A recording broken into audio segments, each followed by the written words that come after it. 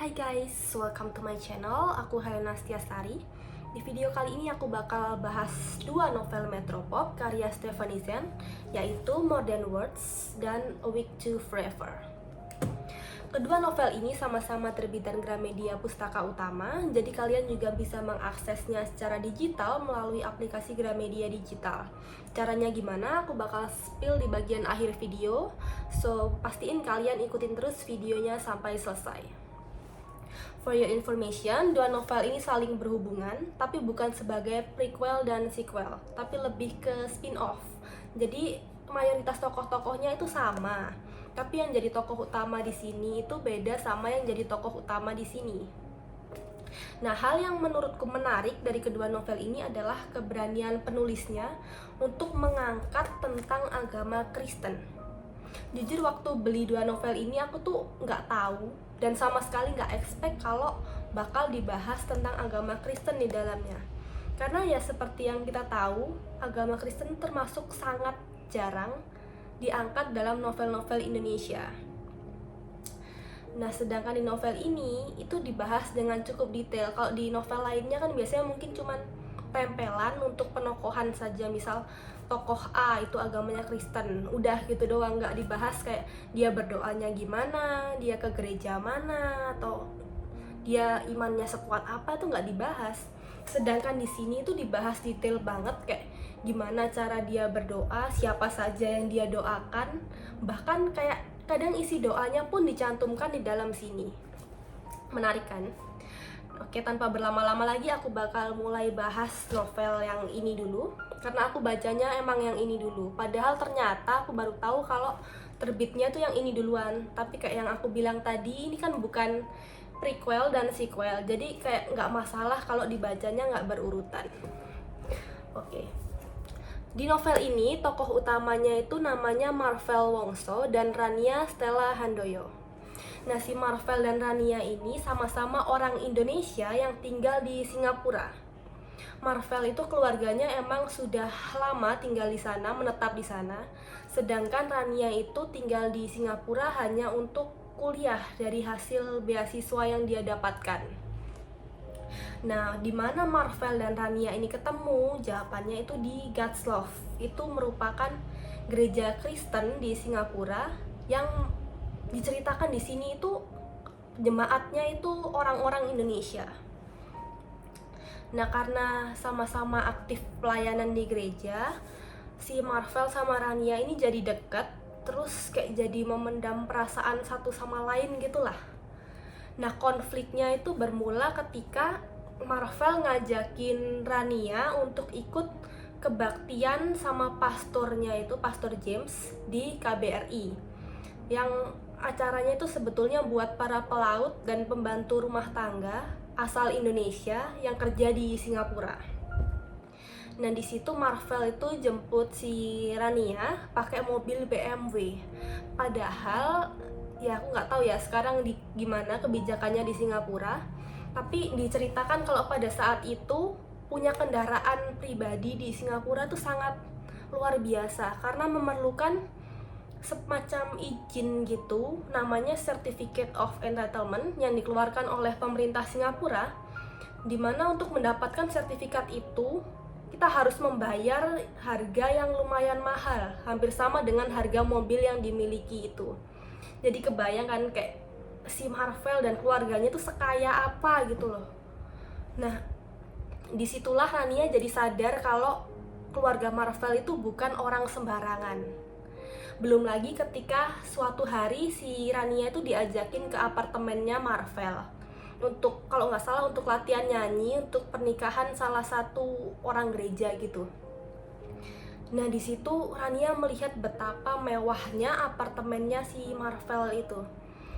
Nah, Rania yang memendam perasaan pada Marvel jadi merasa insecure, kayak merasa tidak pantas untuk Marvel, karena dia sendiri itu hidup di Singapura itu dengan sangat susah payah. Dia bertahan hidup untuk makan segala macam itu dari setiap lembar dolar yang dimilikinya, gitulah istilahnya yang dibahas dalam novel ini. Tapi karena itu juga Rania jadi kayak refleks ngehindar dari Marvel. Jadi dia tanpa sadar menjauhi Marvel. Nah, suatu hari dia disadarkan oleh roommate-nya dia, namanya Selin atau Selin bacanya mungkin. Dan dia tuh juga satu gereja sama si Rania dan Marvel. Selin tuh kayak menyadarkan Rania dengan mengatakan suatu kalimat. Bentar ya, aku bacain. Selin bilang, "Base your valuation of yourself on nothing else but that as the Bible says." Tuhan kita mati buat lo, sama seperti dia mati buat Marvel. Gak ada satu hal pun yang membuat lo dan keluarga lo lebih rendah dari Marvel dan keluarganya di hadapan dia. Wow, itu bukan Rania doang sih yang tertampar sama kata-katanya Selin. Kayaknya aku juga bakal merasa gitu loh, kalau ternyata selama ini kita tuh masih sering insecure terhadap diri kita sendiri dan keluarga kita, karena kita menganggapnya kayak orang lain atau keluarga lain tuh lebih kelihatan hebat atau lebih kelihatan bahagia, padahal di mata Tuhan kita semua itu sama, tapi kita tuh sering lupa akan fakta tersebut. Selanjutnya di bagian agak akhir itu si Marvel juga kelihatan kayak ngejar-ngejar Rania banget, kayak dia merasa kalau Rania tuh menjauh dan dia nggak ingin hal itu terjadi. Jadi dia kayak lebih effort lah untuk memperjuangkan Rania. Tapi dia tuh ditegur sama ketua sel grupnya dia. Sel grup itu kayak apa ya jelasinnya, kayak kelompok anak muda gereja gitu yang emang dibagi-bagi berdasarkan pelayanannya. Aku juga kurang paham sih, jadi kalau misalnya penjelasanku tadi salah tolong dikoreksi. Nah, ketua sel grupnya Marvel itu namanya Dirga. Dirga itu kayak menyarankan ke Marvel, jangan ngejar-ngejar kayak gitu, kayak lebih baik kamu membawa Rania tuh dalam doa, biar Tuhan yang mengatur gitu loh intinya. Tapi si Marvel tuh malah emosi sama Dirga. Dia kayak mengeluarkan suatu kalimat yang sangat menyinggung Dirga, yaitu dia kayak bilang, "That's why Cimaya left." Kayak mungkin kalian bingung itu maksudnya gimana, tapi itu ada hubungannya dengan novel yang satunya, novel yang ini. Nah, kalau kalian masih mau tahu kelanjutan cerita tentang Rania dan Marvel di novel ini, kalian bisa langsung baca di Gramedia Digital atau beli novel fisiknya di toko buku terdekat. Sekarang aku bakal bahas novel yang ini. Seperti yang aku bahas barusan, yang aku bilang barusan, tokoh utama novel ini adalah Dirga, si ketua sel grup tadi itu, dan Amaya.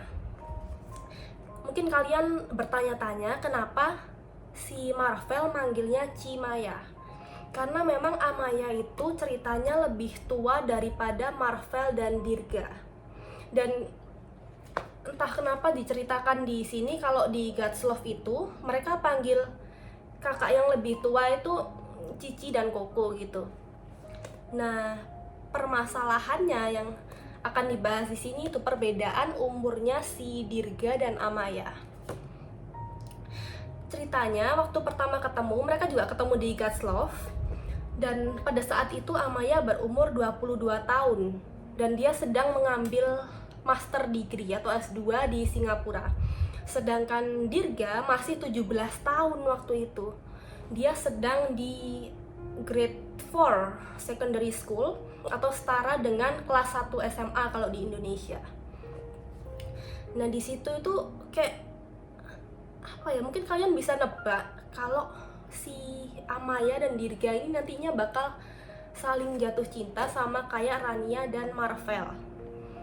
Nah, tapi yang jadi permasalahan di sini itu bukan lagi kesenjangan ekonominya, tapi lebih ke perbedaan umurnya si Dirga dan Amaya itu, dimana kondisinya si ceweknya ini yang jauh lebih tua daripada cowoknya.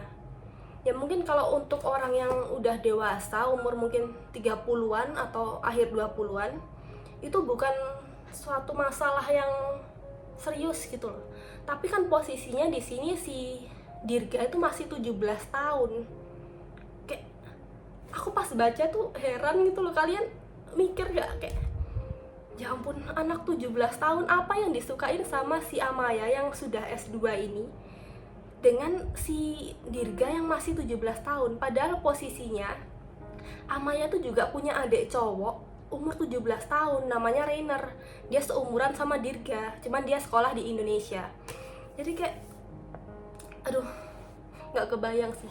Soalnya aku sendiri sekarang juga umur 22 tahun.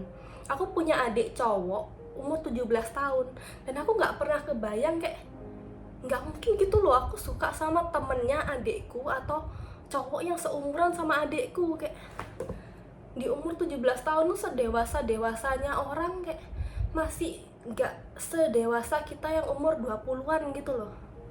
Tapi ya selama baca ini kayak lama-lama aku tuh ngerti gitu loh kenapa si Amaya bisa jatuh cinta sama Dirga. Karena dia tuh pemikirannya cukup dewasa, tidak hanya sikap-sikap dan pemikiran yang cerdas gitu, tapi imannya dia juga kuat. Itu kelihatan di saat dia itu menggantikan salah seorang ketua sel group yaitu Erwin yang melakukan skandal gitulah dengan berpacaran dan kayak berduaan di kamar gitu sama pacarnya, dan akhirnya dia kayak diberhentikan sebagai ketua sel group Hope. Nah, si Dirga ini yang umurnya masih 17 tahun itu akhirnya menggantikan si Erwin ini. Dan dia tuh sangat berwibawa, kayak bisa jadi worship leader dan segala macam, dan mimpin doa segala macam tuh bagus-bagus gitu loh kata-katanya dia. Terus pas ada salah seorang teman gerejanya namanya Andrea, dia tuh nanya kriteria pasangannya si Dirga. Di situ Dirga tuh jawab bagus banget. Bentar aku bacain ya. Aduh, di mana? Bentar. Nah, ini. Si Dirga tuh bilang kriterianya dia itu takut dan cinta akan Tuhan dengan segenap hatinya. Smart karena aku pernah baca ada penelitian bahwa kecerdasan seorang anak menurun secara genetis dari mamanya. Dan tentu saja nanti kalau aku sudah ketemu cewek itu, aku bakal doain dulu. Kalau Tuhan setuju dan sudah mengonfirmasinya, baru aku ambil langkah selanjutnya, which is approaching her parents or her mentor. Like, wow, keren banget gitu. Dia mikirnya bisa sampai dibawa dalam doa dulu, dan dia benar-benar nunggu Tuhan mengkonfirmasi kalau memang itu pasangan yang terbaik buat dia. Ya aku juga nggak ngerti sih gimana cara ngonfirmasinya, tapi dia tuh punya rasa percaya pada Tuhan yang sangat besar, dimana dia betul-betul berserah gitu terhadap Tuhan akan segala keputusannya termasuk pasangan hidup. Jadi kayak nggak heran kalau di umur segitu dia udah bisa bikin si Amaya ini jatuh cinta. Nah, tapi suatu konflik itu terjadi ketika dia tiba-tiba kayak bercanda gitu, jodoh-jodohin Amaya dengan jemaat-jemaat lain yang mungkin umurnya ya sama kayak Amaya lah, kayak ko Guntur atau ko siapa gitulah. Pokoknya beberapa jemaat gitu dia sebutin untuk godain Amaya. Nah, tapi di situ Amaya itu bales godaannya dia dengan suatu pertanyaan, yaitu kayak, kalau misalnya gua maunya sama lu gimana, atau kayak kalau aku maunya sama kamu gimana. Kan gimana ya, si Dirga itu niatnya godain Amaya, tapi Amaya malah jawab kayak gitu. Dia kan langsung speechless gitu kan, terus kayak jadi awkward banget hubungan mereka. Dan Dirga tuh jadi kepikiran karena dia sebetulnya tuh punya janji atau komitmen pada dirinya sendiri yang dia tuh menjadikan ibu pendetanya tuh saksi dari komitmen tersebut. Ceritanya gini, dia itu dulu pernah pacaran sebelum kenal sama Amaya. Dia pacaran sama cewek namanya Claudia. Nah, itu kayak lama-lama hubungannya nggak sehat gitu kan, dan mereka tuh putusnya nggak baik-baik. Jadi setelah mereka putus itu, Dirga itu berjanji ke dirinya sendiri kalau dia nggak mau pacaran sampai semua kewajibannya dia tuh beres, kayak sekolahnya, kuliahnya. Dan dia juga berjanji untuk selalu mengabdikan dirinya aktif dalam pelayanan di gereja selama dia masih belum mapan itu tadi. Jadi kayak kalaupun dia punya waktu luang nggak bakal dipakai buat pacaran, tapi buat pelayanan. Nah, karena dia takut dia nggak menepati janjinya, dia tuh menjadikan istri dari pendetanya itu saksi, namanya Bu Jenny. Bu Jenny itu kayak mendengarkan janji Dirga tersebut dan mendukungnya dan setuju gitu. Karena Bu Jenny juga trauma kan, takutnya nanti kalau si Dirga ini pacaran, dia bakal kayak si Erwin yang itu tadi, yang ketuanya yang nggak bener itu tadi. Nah, terus Bu Jenny waktu sadar kalau misalnya si Dirga dan Amaya itu ada perasaan satu sama lain gitu, Bu Jenny tuh menyarankan sesuatu. Bentar, aku cariin ya.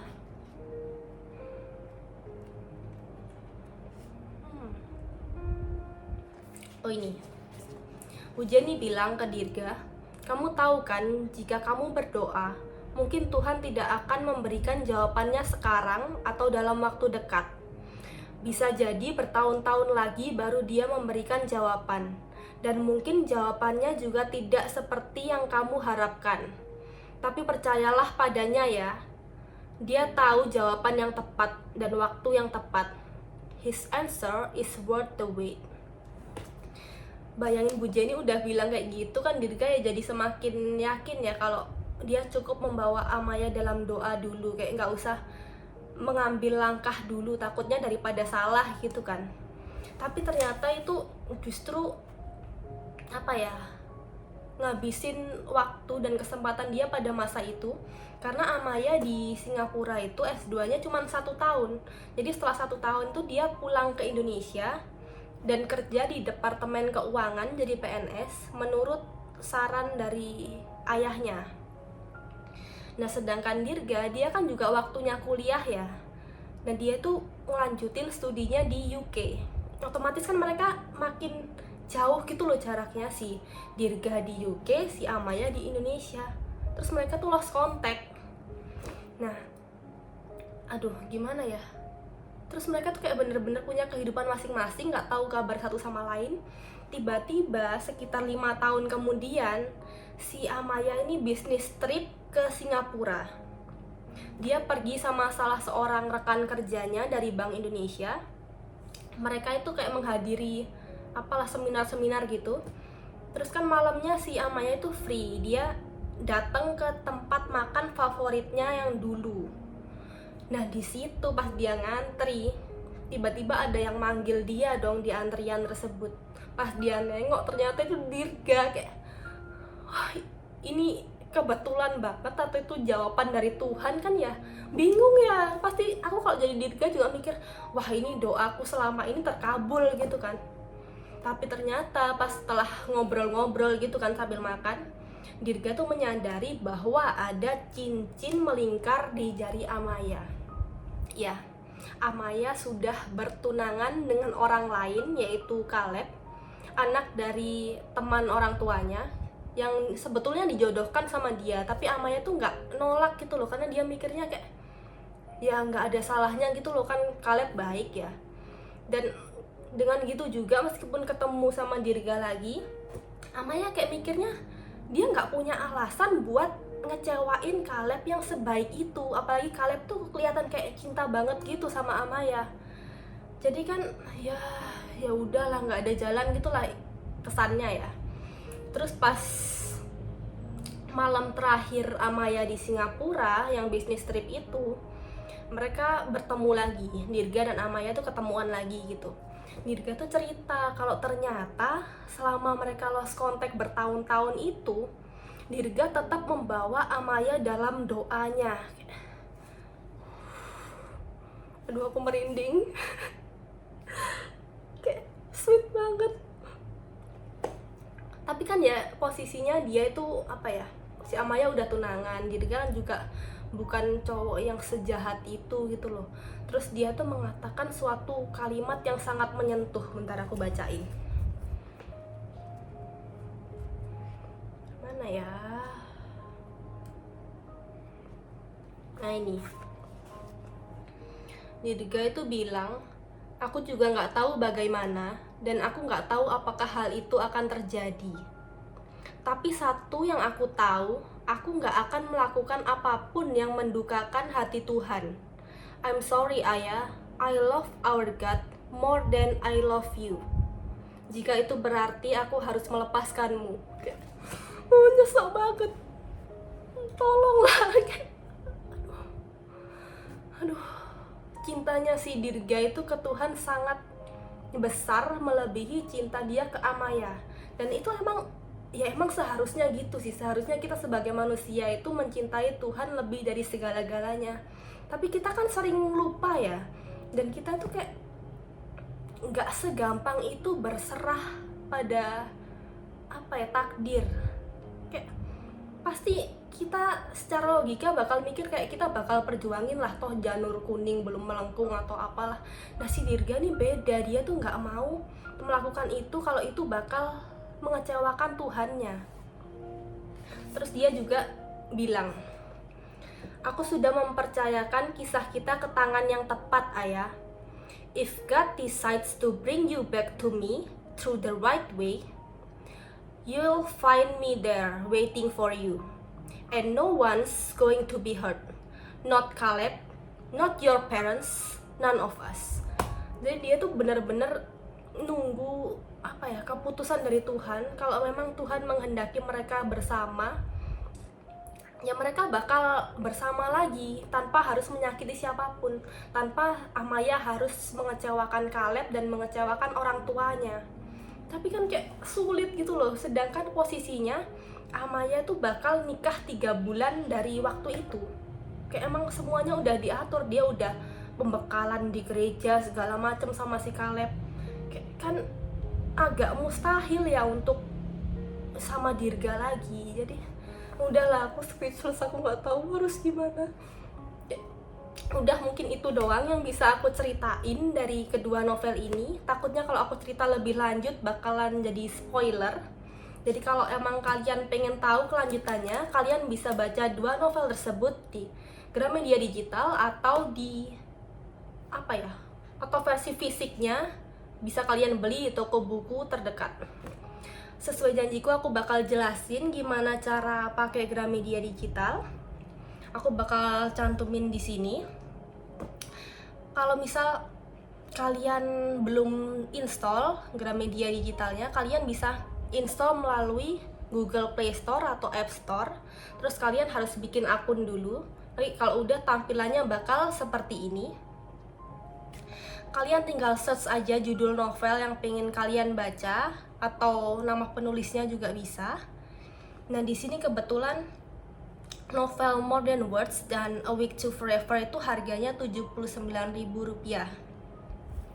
Biasanya aku baca itu bisa ada terus gitu loh, dia lifetime kayaknya, jadi dia nggak bakal hilang kalau kalian udah beli di versi digitalnya itu.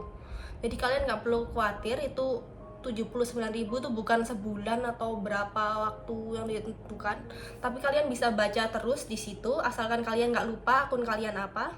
Tapi kalau kalian mau lebih hemat, kalian juga bisa langganan premium package. Ada yang khusus fiksi doang, itu 49.000 harganya. Ada juga yang full premium package dengan harga 99.000 per bulan. Itu kalian bisa mengakses buku fiksi maupun non fiksi. Aku juga biasanya bisa baca majalah dan koran juga dari situ. Jadi kalian bisa cobain juga, itu worth it banget. Asalkan kalian rajin-rajin baca sih. Aku gak disuruh dan gak dibayar untuk promosiin ini, tapi aku pengen kalian tahu gitu loh cara membaca dengan legal dan gampang dari manapun dan kapanpun. So, videoku segini aja. Thank you for watching. Jangan lupa like, comment, dan subscribe. Kita ketemu lagi di video berikutnya kalau ada kesempatan. Bye-bye.